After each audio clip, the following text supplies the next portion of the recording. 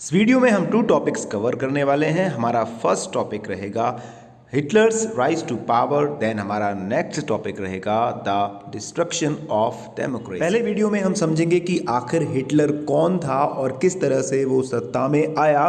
Then उसके बाद हम सेकेंड टॉपिक में समझेंगे कि जब हिटलर के पास पूरी की पूरी पावर आई तो उसने देश में अब तक जो सिस्टम चल रहा था उसे किस तरह से पूरी की पूरी तरह से बदल कर रख दिया, यानी कि जो डेमोक्रेसी थी, जो लोकतंत्र था, उसका खात्मा किया।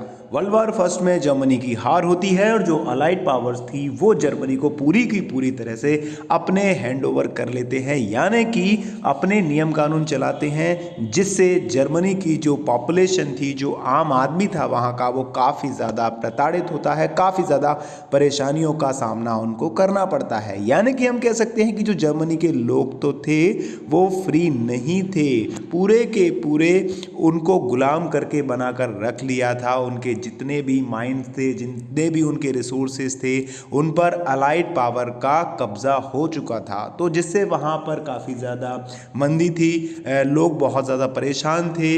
हालांकि वहाँ पे पार्लियामेंट्री सिस्टम हो चुका था, लेकिन जो पार्लियामेंट्री सिस्टम था वो पूरा का पूरा अलाइड पावर्स के अधीन था।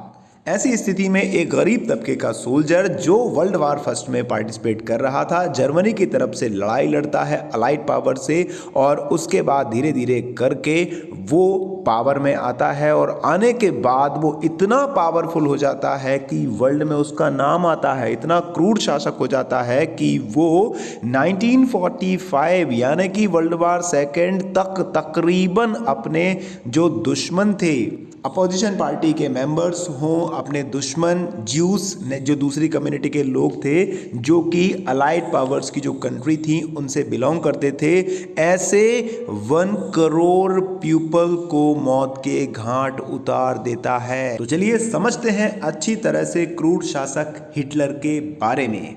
हिटलर का बर्थ होता है 1889 में ऑस्ट्रिया में। हिटलर ने जो अपना पूरा का पूरा बचपन है वो काफ़ी ज़्यादा पॉवर्टी में बिताया, और उसके बाद जैसे ही वर्ल्ड वार के टाइम में जब सैनिकों की भर्ती हो रही थी तो उसने भी अपने आप को जर्मनी की सेना में एनरोल करवा लिया।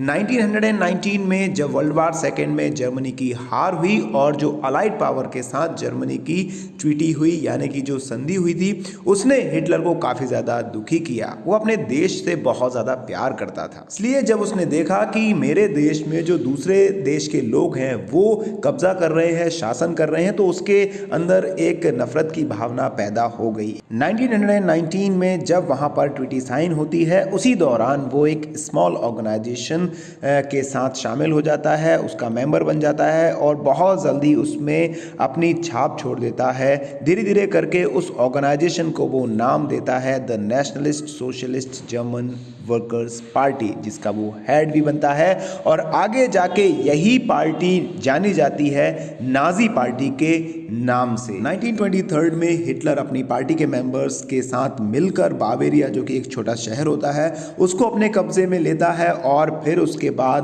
बर्लिन, जो कि जर्मनी की कैपिटल है, उस पर कंट्रोल करने के लिए मार्च करता है, लेकिन वो फेल हो जाता है, और जो वहाँ की गवर्नमेंट है वो उसे अरेस्ट कर लेती है, लेकिन बहुत जल्दी उसको रिहा कर देती है। हालांकि 1930s तक ज़्यादा लोग जर्मनी के अंदर इस पार्टी को जानते नहीं हैं, लाइक नहीं करते हैं, लेकिन बहुत जल्द ये अपने प्लान के अकॉर्डिंग लोगों को एग्री कर लेते हैं। जर्मनी के अंदर ये धीरे धीरे करके सभी लोगों की चहेती पार्टी बनती जाती है। 1913 में आपको पता होगा कि जर्मनी के अंदर काफ़ी ज़्यादा दिक्कतें पैदा हो जाती हैं, इकोनॉमिक वहाँ की डाउन हो जाती है, लोग काम धंधे छोड़ चुके होते हैं, बेरोज़गार होते हैं, बिजनेस उनके डाउन हो जाते हैं, फार्मिंग अच्छी नहीं होती है। तो अब इस पार्टी को, नाजी पार्टी को, गवर्नमेंट के खिलाफ आने का एक बहुत अच्छा मौका मिल जाता है। लोग काफ़ी ज़्यादा परेशान थे, डिप्रेशन थे गवर्नमेंट को लेकर, उनमें बहुत ज़्यादा गुस्सा था, तो वो बड़ी संख्या में नाजी पार्टी के साथ अब जुड़ने लगे थे, क्योंकि नाजी पार्टी उनको भविष्य दिखाती है कि हम आपकी जॉब्स वापस लेकर आएंगे, हमारे देश की जो स्थिति है हम उसे सुधारेंगे। तो बड़ी संख्या में जो लोग थे वो नाजी पार्टी से जुड़ने लगे थे। 1928 में जर्मनी के अंदर रिक्सटैग के इलेक्शन होते हैं। रिक्सटैग वहाँ की पार्लियामेंट्री है और उस इलेक्शन में इस नाजी पार्टी को सिर्फ 2.6 वोट मिलते हैं, लेकिन 4 साल बाद जब वहाँ पर दोबारा इलेक्शन होते हैं तो 37% वोट लेकर नाजी पार्टी जर्मनी की सबसे बड़ी पार्टी उभर कर आती है। चलिए अब हम कुछ समझ लेते हैं हिटलर की क्वालिटीज़ के बारे में। सबसे बड़ी उसकी स्किल थी, वो एक पावरफुल स्पीकर था। जिस तरह से वो स्पीच देता था, जिस तरह के वर्ड्स का वो अपने स्पीच में यूज़ करता था, लोग उसकी तरफ खिंचे चले जाते थे। काफ़ी ज़्यादा अट्रैक्टिव वर्ड्स का यूज़ वो करता था। अपने स्पीचेस में वो लोगों से वादा करता था कि हम दोबारा से इस देश को दुनिया का सबसे स्ट्रांग देश बनाएंगे, हम हमारे देश में जो अन्याय हुआ है उसके खिलाफ लड़ेंगे और वर्सेटाइल ट्रीटी में हमारे साथ जो भी अन्याय हुआ है उसको हम रिस्टोर करेंगे, जो हमारा मान सम्मान खत्म हुआ है उसको हम दोबारा से पैदा करेंगे।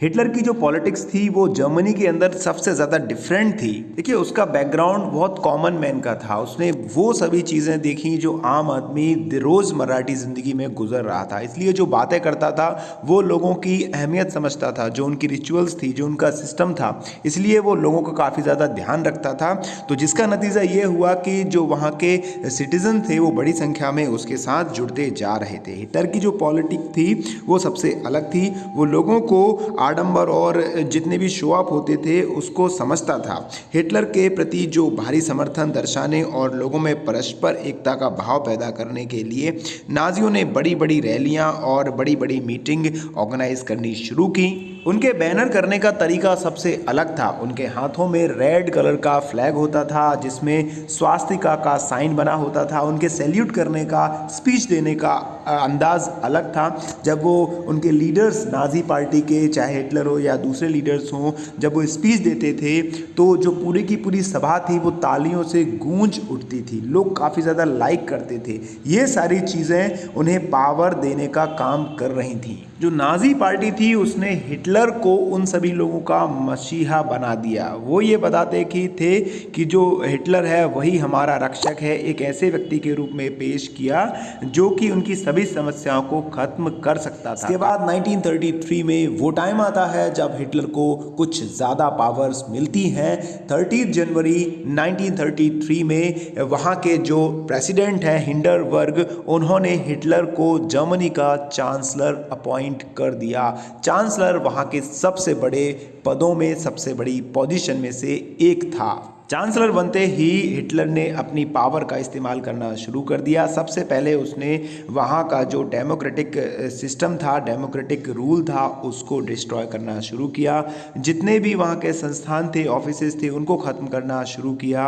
फरवरी 1933 में वहाँ की पार्लियामेंट में आग लग जाती है और इस आग के कारण जो हिटलर था उसको एक और मौका मिलता है अपना शासन स्थापित करने का। हिटलर ने इसके बाद 28 फरवरी 1933 को एक डिक्री रिलीज़ की, एक वहाँ का अध्यादेश जारी किया गया जिसमें वहाँ के सिटीज़न को जो फ्रीडम ऑफ स्पीच थी, फ्रीडम ऑफ प्रेस थी, मीडिया थी, इस पर पूरी तरह से बैन लगा दिया, कंट्रोल कर दिया, और वो भी अनलिमिटेड टाइम के लिए। मतलब कि बगैर जो सत्ता है, बगैर जो सरकार है उसकी इजाज़त के आप कुछ भी लोगों तक नहीं पहुंचा सकते हैं। Freedom of expression, speech control हो चुकी थी। इसके बाद हिटलर ने अपने कट्टर जो एनिमीज थे, कम्युनिस्ट थे, उनको निशाना बनाना शुरू किया। ज़्यादातर जो कम्युनिस्ट थे उनको रातों रात कंसंट्रेशन कैंपों में बंद कर दिया। कम्युनिस्ट का बर्बर दमन किया गया। लगभग 5 लाख की आबादी वाले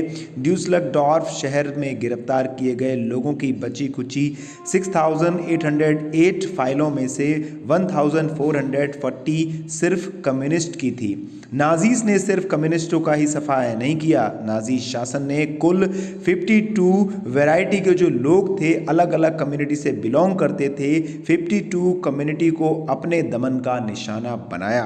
3 मार्च 1933 में जर्मनी का फेमस इनेबलिंग एक्ट पास किया गया और इस एक्ट में ये बताया गया कि अब जर्मनी में डेमोक्रेसी खत्म की जाती है। अब यहाँ पर डिक्टेटरशिप स्टार्ट हो जाती है। मतलब कि जो तानाशाही है उसकी शुरुआत हो चुकी है। अब जर्मनी के अंदर हिटलर को और नाजी पार्टी को सारे के सारे राइट्स मिल जाते हैं, वो कुछ भी कर सकती है। इकोनॉमिक्स, मीडिया, फोर्स, जो हमारा जुडिशरी सिस्टम है उस पर पूरा का पूरा कंट्रोल नाजी पार्टी का आ गया, मतलब कि वहाँ की गवर्नमेंट का आ गया। पूरे की पूरे सोसाइटी में नाजियों के हिसाब से लोगों को चलना पड़ रहा था। पूरा का पूरा जो सिस्टम था वो नाजी पार्टी के कंट्रोल में था, हिटलर के कंट्रोल में था। उसने इस पूरे के पूरे सिस्टम को कंट्रोल करने के लिए अलग अलग कमिटीज़ बनाई, अलग अलग ग्रुप्स बनाए, सिक्योरिटी फोर्सेस दोबारा से तैयार करना शुरू किए। जो पुलिस और आर्मी सिस्टम था उसके अलावा उन्होंने एक अलग तरह की आर्मी बनाई, ग्रीन यूनिफॉर्म की एक आर्मी बनाई। ऐसे और स्टॉर्म ट्रूपर्स थे जिसमें शामिल, और इन सभी को मिला के ये जो पुलिस थी वो सीक्रेट स्टेट पुलिस के नाम से जानी गई।